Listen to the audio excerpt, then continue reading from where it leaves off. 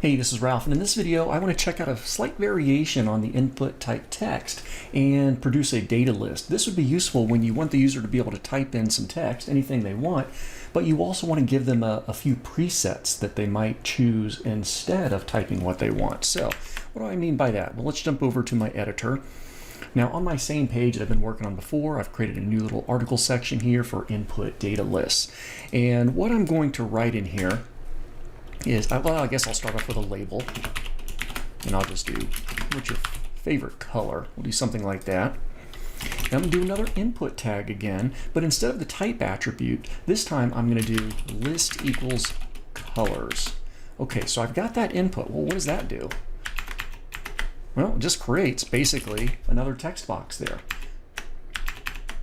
Okay, now I want to provide some colors for the user to choose from if they don't type in their own. So what I'll do in that situation is I'm going to produce a data list. There it is, data list, and I'll do ID equals colors.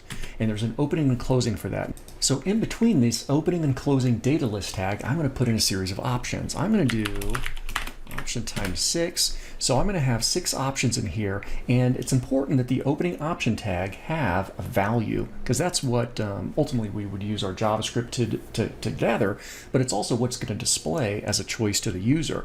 And I'll just go ahead and put in red and violet. Okay, and let's see how this is looking on our page.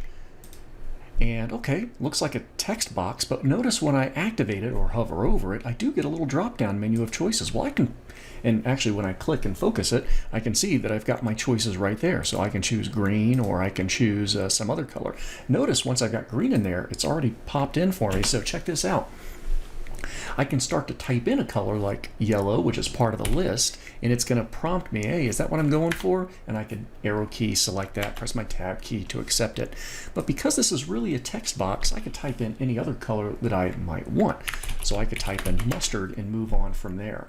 So the data list is kind of like a selection menu, but not quite, because remember, once I start to type in something that I might pick from the list, like green, and I go back, well, it thinks I must want green because that's what I've got typed in there. And if I had multiple letters with a G, you'd see that in there.